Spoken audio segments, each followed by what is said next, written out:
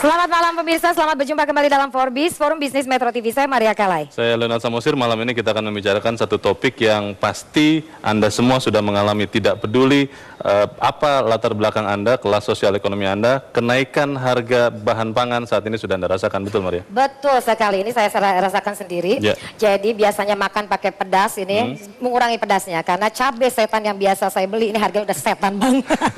Udah sampai 65.000 kilogram per kilogram. Ya. Aha, jadi makan sekarang nggak pedas-pedas ya. Oke, kita akan kasih judul pada malam hari ini Forbis, sembako melejit, rakyat menjerit.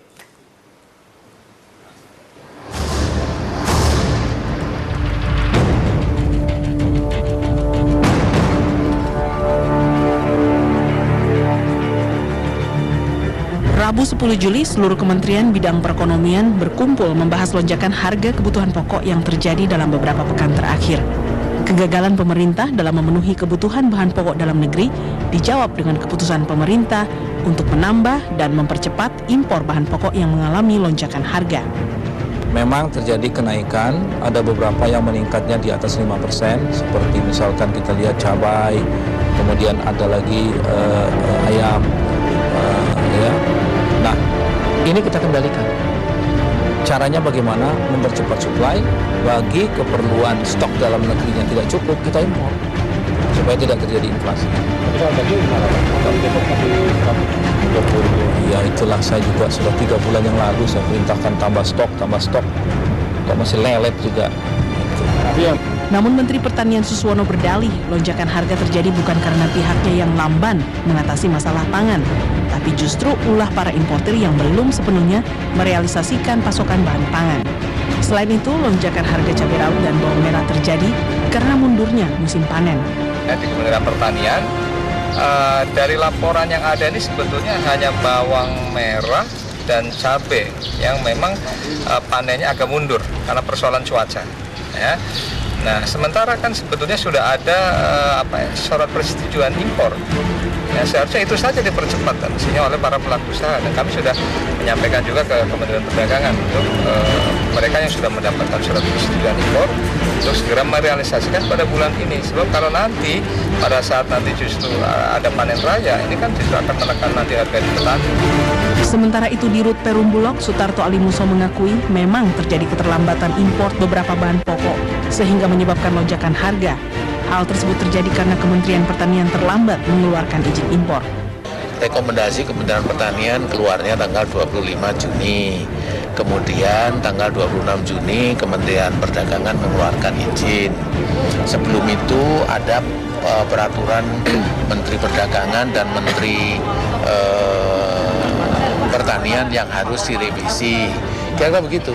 Kemudian harus ada izin dari Menteri BUMN. Semua itu nampaknya perlu waktu. Ada beberapa komoditas pangan yang akan diimpor, diantaranya cabai rawit, bawang merah, telur ayam, daging ayam, dan daging sapi. Berdasarkan data Badan Pusat Statistik, Indonesia mengimpor sayur dari 5 negara, yaitu dari China, Thailand, Amerika Serikat, Australia, bahkan Myanmar. Menurut BPS, di bulan Mei 2013 saja, impor sayur Indonesia dari 5 negara tersebut mencapai 86.000 ton senilai 64,8 juta dolar Amerika atau sekitar 640 miliar rupiah. Tim Liputan, Metro TV.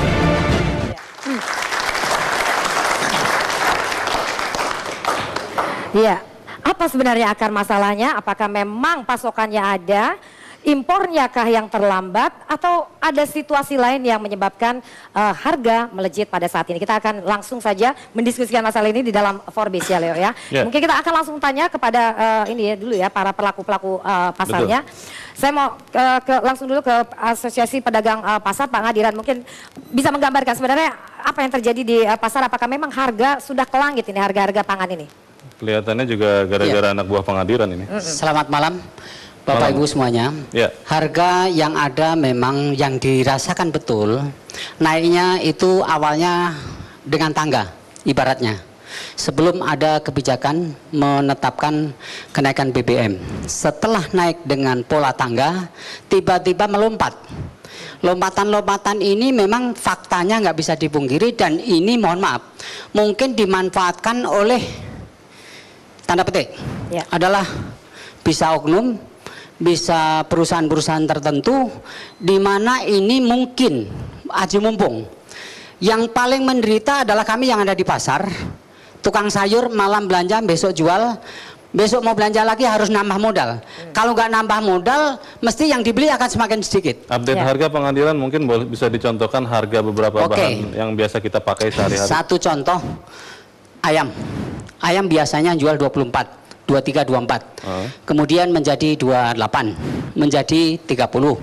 Terakhir ini 35, 36, bahkan ada daerah tertentu sampai dengan 40. Itu contoh saja. Cabai yang luar biasa, yang mestinya 18.000, petani mungkin juga sudah bisa, kemudian pedagang juga bisa, rakyat juga sebenarnya bisa menikmati dengan harga yang wajar. Tiba-tiba hari kemarin, 2 hari yang lalu itu 68.000 untuk rawit. Cabai rawit 68.000. Iya, 68.000. Hari tadi itu sudah 75.000, bahkan sore berita sudah lebih dari 80.000. Padahal rasanya masih pedas juga. Ya. Artinya ini satu hal, katakanlah iklim mempengaruhi, kemudian memang kebutuhan katakanlah juga meningkat, orang belanjanya mesti semakin sedikit. Jadi kalau dibilang kebutuhan meningkat menjelang puasa ini tambah heboh. Jadi ada BBM sudah masuk puasa, kemudian ada faktor-faktor lain yang memang harus distribusi, memang harus menjadi perhatian. Tapi Bapak menikmati dong, Bapak kan pedagang pasar ini, kenaikan harga ini, begini, wah ini luar biasa. Terima kasih Pak, kami bersyukur menikmati, dalam kesengsaraan sih tidak. Artinya modal kita, bunga uang itu naik terus, tetapi pendapatannya begini. Artinya kalau di grafik itu tidak ketemu. Artinya tetap kita untung. Untungnya di mana? Karena volume perputaran saja kita bersyukur. Pak Pengadilan, tapi itu masih ada ya, cabai itu tadi yang harganya tinggi itu, tapi masih ada di pasar ya? Alhamdulillah, walaupun impornya masih belum datang, tinggi, gitu, tapi masih ada, walaupun yang memang yang masih tinggi. Ada di barang di pasar apa saja Pak? Itu tadi meskipun harganya sebenarnya tinggi. Kalau ditanya barang yang tidak ada itu tidak ada. Artinya semua ada cuma harganya yang tidak wajar. Jadi kalau dikatakan pasokan nggak ada, supply nggak ada, itu nggak ada. Ternyata mungkin terjadi. Pasokan kalau dibilang nggak ada itu dibuat supaya tidak ada.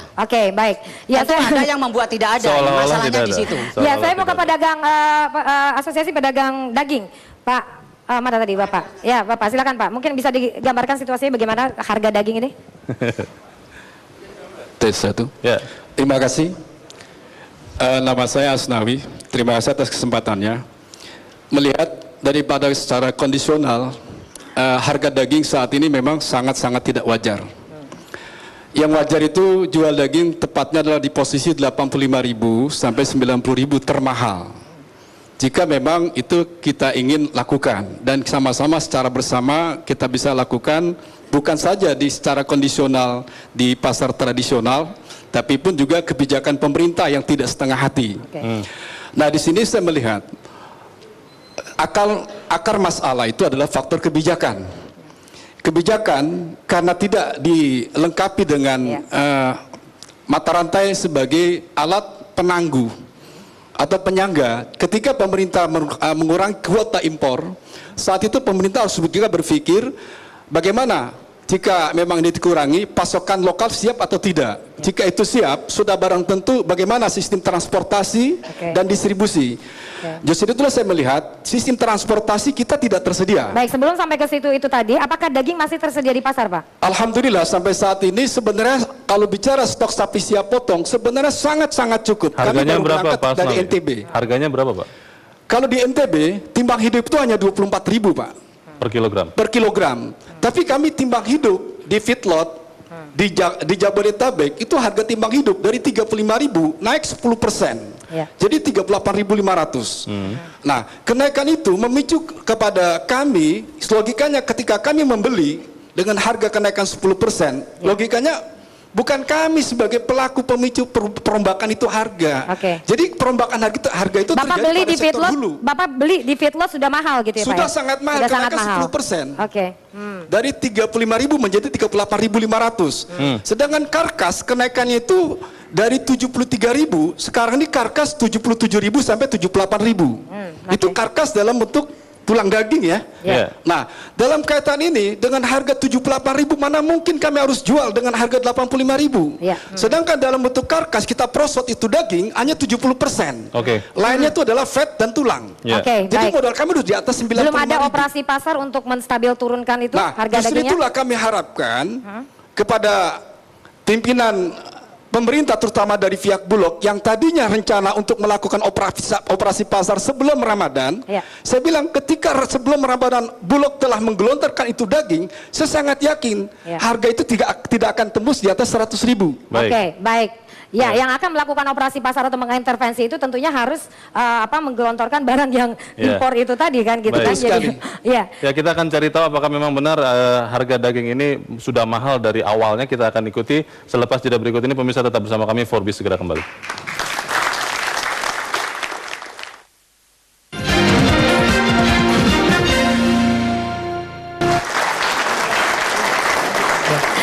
Kita lanjutkan lagi Forbes. Tadi baru cabai, kemudian daging. Nah, bagaimana dengan hortikultura yang lain? Bawang merah, bawang putih. Tapi kalau bawang putih ini harga turun Leo di pasar. Nah, bawang merah kita mau tahu dari Asepsindo. Pak Khalid mungkin bisa gambarkan? Ya. Terima kasih Mbak, selamat malam. Jadi kalau harga bawang putih relatif nggak begitu ada lonjakan ya. Ya. Karena sisa kemarin masih cukup besar. Kemudian untuk bawang merah memangnya naiknya agak Roket. iya agak meroket karena memang di sentra-sentra bawang merah kebetulan belum panen. Jadi di Brebes dan sebagainya belum panen. Tetapi yang perlu kami sampaikan bahwa memang masalah infrastruktur pendukung distribusi ini yang jadi masalah. Jadi dari Jakarta ke Semarang saat ini butuh waktu 23 jam. Ya. Karena di Brebes, di Tegal, di Pekalongan, di Kendal ada perbaikan. Ini yang juga memicu distribusi dari sentra-sentra sentra-sentra hortikultura untuk sampai ke daerah-daerah. Oke. Untuk yang bawang tadi itu memang karena belum panen sehingga di pasar nggak ada pasokannya begitu Pak? Ya, jadi antara permintaan dengan supply-nya tidak berimbang. Tetapi insya Allah nanti pertengahan akhir Juli ini pada panen sehingga nantinya akan turun. Sementara untuk impor bawang merahnya kan belum masuk, Mbak. Ya. RPH-nya baru keluar. Oke, baik. Jadi itu permasalahan juga terlambat impor mengantisipasi ini tadi karena ada yang belum panen. Betul. Kemudian juga belum masuknya daging impor ini tadi. Nah, ini kita pengen tahu yang ditugaskan sudah mendapatkan surat izin impor tapi tidak melakukan impor. Saya mungkin ke Pak Thomas Sembiring, Pak Thomas Sembiring. Ketua Umum Asosiasi Pengusaha Importir Daging. Bagaimana Betul nggak Pak? Pak Thomas yang bikin harganya sudah naik dari awal Pak? Tadi kata Pak Asnawi begitu. Silakan Pak. Terima kasih. Pertama perlu kami sampaikan bahwa sesuai dengan peraturan Permentan dan Permendak, kami tidak bisa menjual ke pasar umum. Oke. Jadi hanya ke hotel, restoran, dan catering. Oleh karena itu stok yang ada pun sekarang untuk satu semester itu sisanya tinggal 5.000 ton. Tinggal 5.000 ton? Untuk 6 bulan. Cukup tidak itu Pak? Ya kalau cukup bilang cukup, ya kalau tidak bilang tidak. Tapi yang persoalan sekarang sebetulnya masalah kenaikan daging itu 1,5 tahun yang lalu sudah kita sampaikan ke Kementerian Pertanian, baik melalui surat ada Dewan Daging Nasional, ada Komite Daging Jakarta, sudah memberi wanti-wanti bahwa kalau dibiarkan terus kotanya sangat terbatas, akan mengganggu pasar. Jawabannya apa Pak Thomas? Ya dia bilang stok banyak, tapi sekarang kalau kita lihat ya hasil BPS sementara itu dari proyeksi Dirjen Peternakan dengan hasil BPS yang sekarang ada selisih 5 juta ekor Pak. 5 juta ekor? Ya, jadi makanya, nah diperburuk lagi dalam keadaan sekarang, umumnya peternak itu tidak menjual sapi jantan. Oleh karena itu umumnya akan dijual pada Idul Adha, di mana dijual dalam bentuk ekor, tidak per kilo. Nah sekarang mungkin kalau tanya Pak Asnawi tadi itu mungkin persentase terbesar itu adalah sapi betina. Akibatnya, Ya. sapi betina. Bukan, saya nggak bisa jumlah Pak. Jadi artinya yang sekarang banyak dipotong itu sapi betina. Akibatnya populasi kita akan makin turun pada tahun-tahun di depannya. Nah, jadi ini karena memang Pak Thomas karena ada instruksi importir akhirnya tidak melempar ini ke pasar begitu ya Pak ya? Tidak boleh. Tidak boleh, oke. Tidak boleh. Padahal memang sudah tidak ada pasokan apapun. Sementara ya pasokan tinggal 5.000, berarti 840 ton. Ya.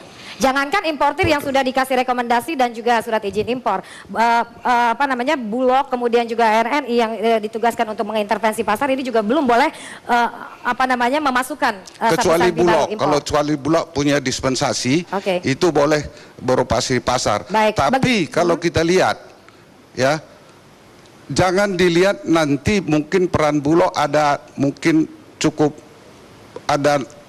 ada efeknya, tapi hanya di 3 provinsi. Tapi lihat nanti coba di daerah-daerah yang minus, ya seperti Kalimantan, berapa provinsi Sumatera Utara. Saat ini tidak bisa hanya ditalangi dengan intervensi atau operasi pasar yang dilakukan oleh BUMN seperti Bulog maupun RNI begitu ya Pak ya? Ya kalau gitu tanya pasar lah. Saya mau ke RNI dulu. Efektif tidak operasi pasar? Ya, Mas Ismet mungkin bisa gambarkan bagaimana operasi pasar yang sudah dilakukan untuk membantu shortage daging yang saat ini terjadi. Saya ingin meralat dulu bahwa RNI tidak mendapat instruksi ataupun alokasi impor. Walaupun sudah berteriak-teriak selama 4 bulan tidak pernah dikasih. Oh, belum dapat juga itu? Belum dapat. Tetapi yang pasti bahwa walaupun saya tidak dikasih, RNI sudah bisa menjual daging sapi selama 1 minggu ini per kilo harganya itu 70.000. Karena daging sapi saya barokah. Kan terbatas hanya di beberapa daerah saja gitu kan? Saya hanya jual di 4 outlet, yaitu di Warung Raja Wali di Kuningan, kemudian juga di Pulau Gadung, di Bekasi dan juga di Kerawang. Itulah titik. Kemudian ada koperasi di Bintaro. Kita jual per kilo 70.000, yang harganya kalau di pasar itu 95.000. Saya bisa jual, tapi itu pun masih laba. Jadi yang saya ingin katakan pada forum ini bahwa kalau kita semua berkomitmen untuk menurunkan harga daging itu bisa. Buktinya RNI sudah melakukan dan bisa. Tanpa harus impor. Tanpa harus impor itu. Tanpa harus impor. Tanpa harus impor. Daging simental, daging limosin yang kami ternakan itu, yang kami gemukan itu, berbasiskan tebu itu, menghasilkan sangat luar biasa. Dan ketika saya jual dengan harga 70.000, di bawah kemungkinan harga Bulog yang impor dengan 75.000 itu, kami bisa lakukan. Itu masih untung tidak? Saya pedagang, tidak mungkin berjualan tidak untung. Ya, karena kan RNI selain pedagang kan Anda juga BUMN, Mas Ismet. Mungkin ada tugas-tugas khusus dari Kalau saya rugi pasti oleh Mas Arya Bima suruh pecat. Tidak mungkin. Jadi yang saya katakan bahwa seluruh komponen bangsa ini sudah harus menyadari akibat regulasi yang tidak menguntungkan bagi pertumbuhan sapi di Indonesia sekarang ini, itulah yang harus kita derita. Yaitu terjadinya darurat daging sapi yang selama hampir 1,5 tahun daging sapi itu tidak pernah bisa turun di bawah 90.000. Ya kan?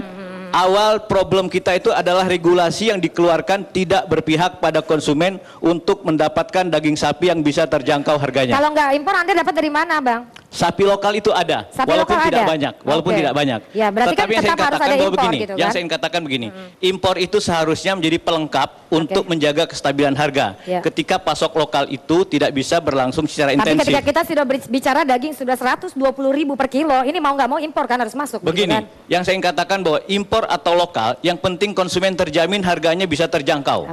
Yang sekarang ini yang terjadi adalah RNI itu seperti begini, iso ning ora kuoso. Sementara sing kuoso ora iso.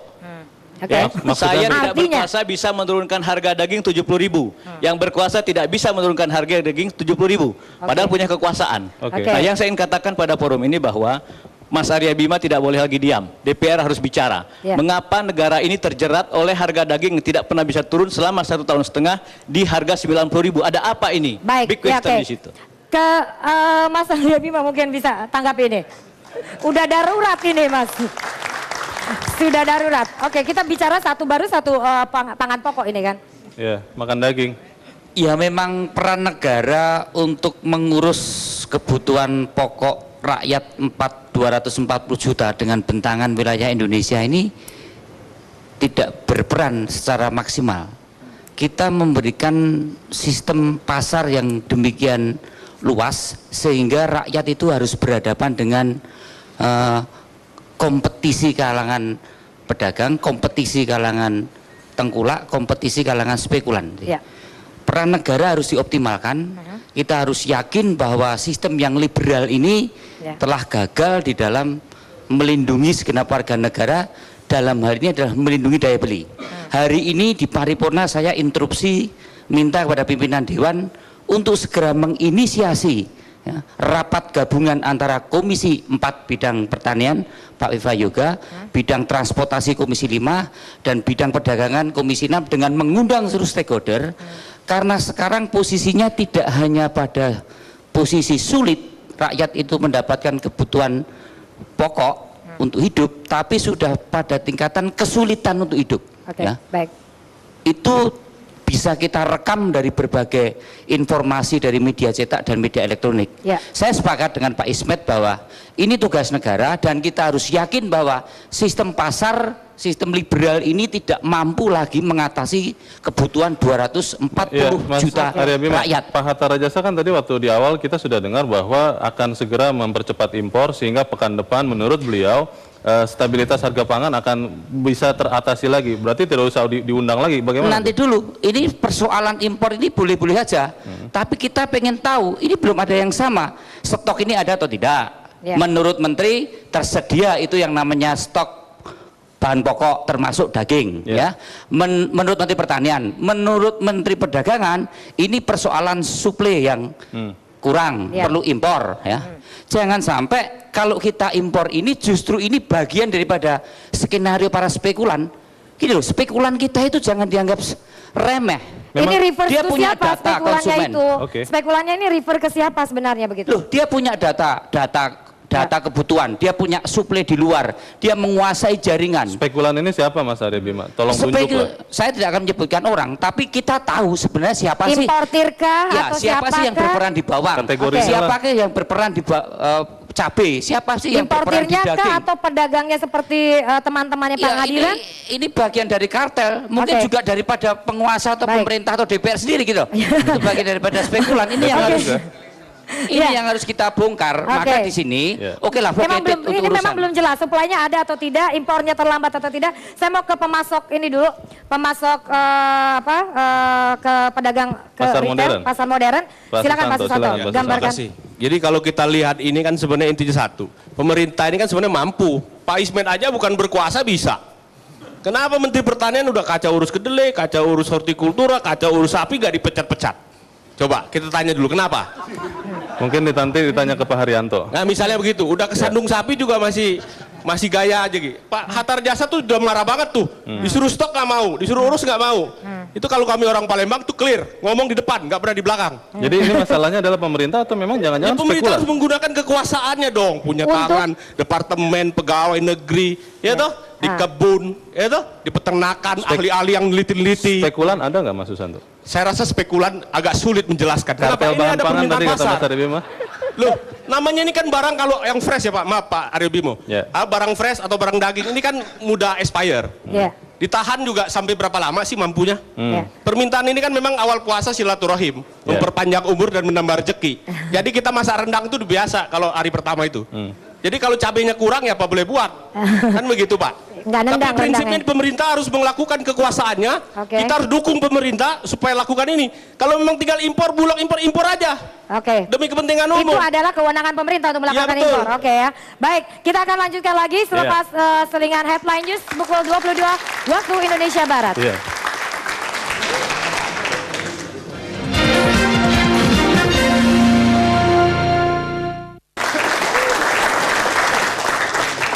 Kita lanjutkan Forbes, masih membicarakan soal harga sembako melejit, rakyat menjerit.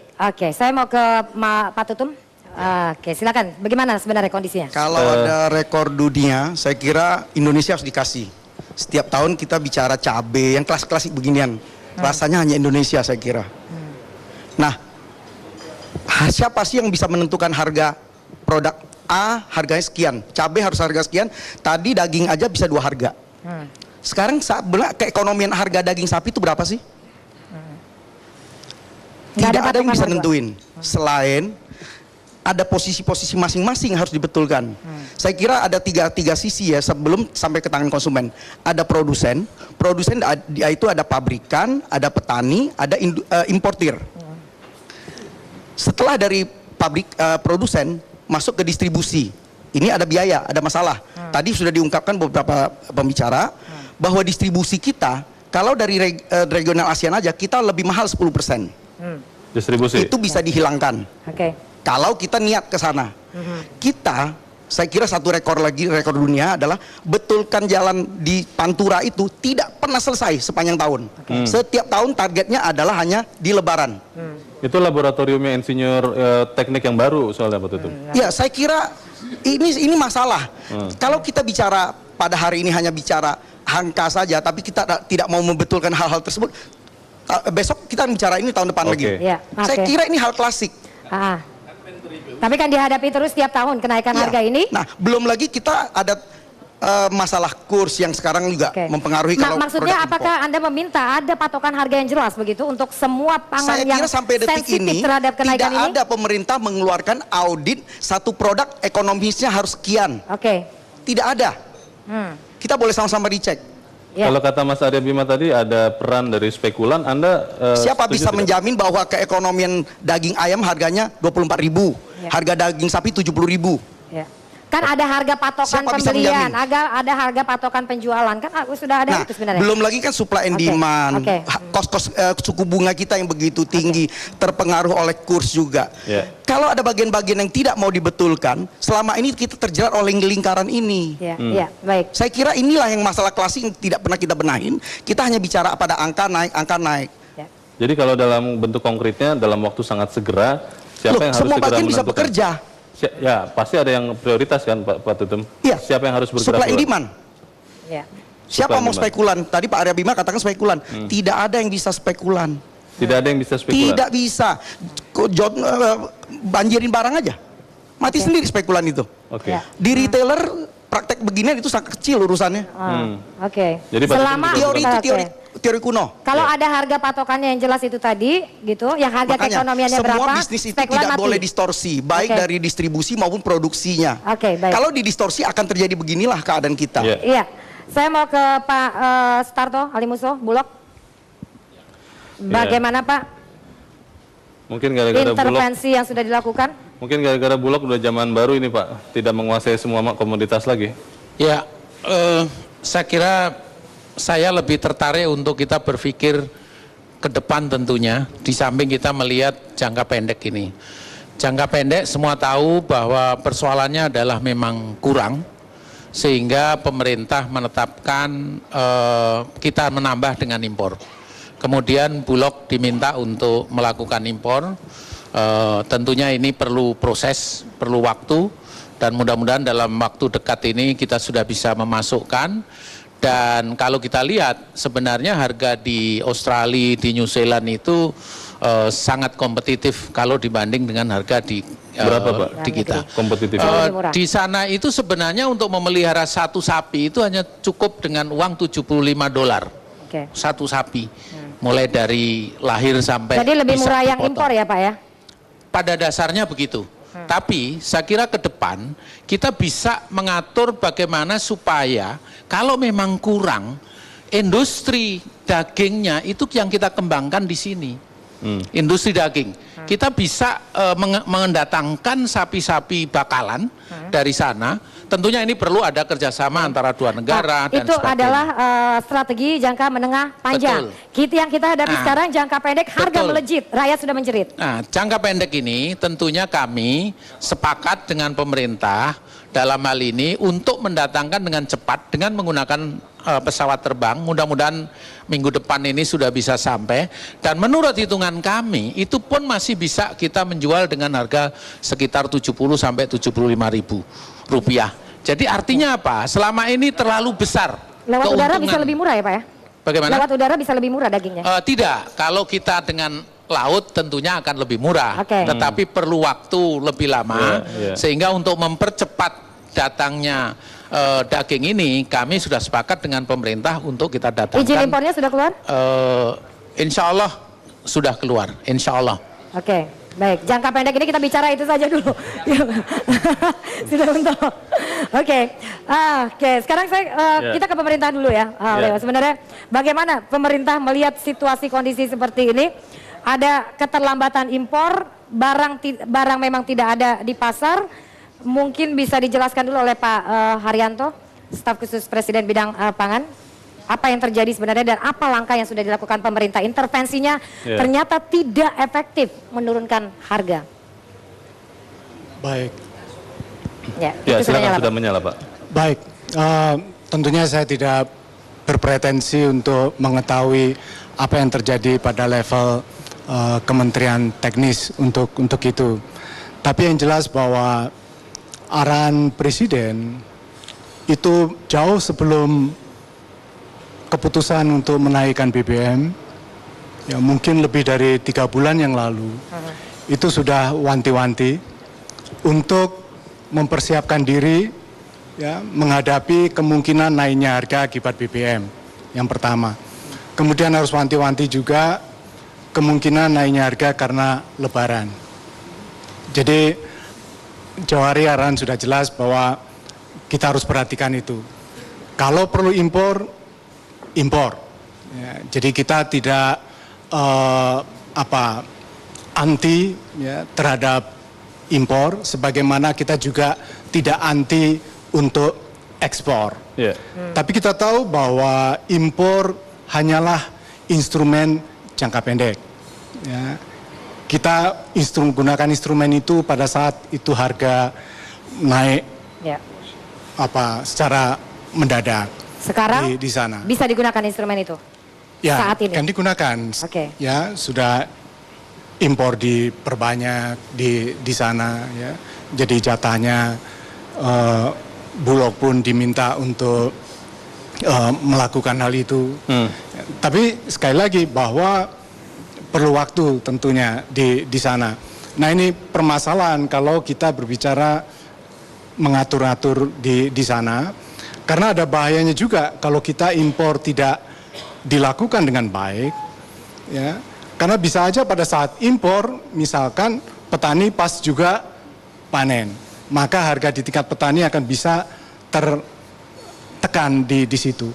Jadi kalau kita berbicara impor tidak hanya besarannya, ya, tetapi juga kualitas seperti apa, kapan dia harus didistribusikan, dan di mananya menjadi hal yang penting. Jadi tidak hanya mendatangkan kemudian. Pada situasi sekarang Pak tidak ada pasokan, petani juga belum panen. Apakah memang harus ada beberapa komoditas yang diimpor? Kalau kita lihat data-data sebelumnya, gitu ya. Kalau kita data sebelumnya dari Juni sampai Juni 2012 sampai Juni bulan kemarin, ya, komoditas-komoditas yang disebutkan tadi itu hanyalah cabai rawit, sapi, dan juga bawang yang harganya melejit. Ganti harga. Komoditas-komoditas yang lain relatif tadi yang dari pasar tadi naik tangga aja, naiknya sedikit, tidak melompat di sana. Juga kalau kita amati data tahun yang lalu, pada saat bulan Juli, Agustus, di mana itu adalah tahun Ramadan, bulan Ramadan juga, harganya tidak meloncat seperti sekarang. Jadi yang bisa dilakukan impor saat ini, karena itu adalah kebijakan jangka pendek, strategi jangka pendek atau instrumen jangka pendek adalah pada cabai, daging sapi, dan bawang merah. Begini, siapa bisa menjamin kalau saya impor itu harga akan turun? Karena yang mengimpor bukan government. Ya, saya dikasih impor nih, saya pegang impor, saya tunggulah harganya, kan gitu. Baik, Pak Haryanto, satu pertanyaan saya yang penting ini saya rasa untuk semua. Pemerintah masih punya kendali tidak terhadap harga ini? Apakah nanti setelah bulan puasa dan Lebaran, harga ini akan tetap bertahan di atas ini, atau nanti akan turun, atau seperti apa, Pak? Pengalaman dari banyak negara, pemerintah bisa mengendalikan harga jika dia memiliki stok. Jika memiliki stok. Memiliki stok. Dan kondisi sekarang?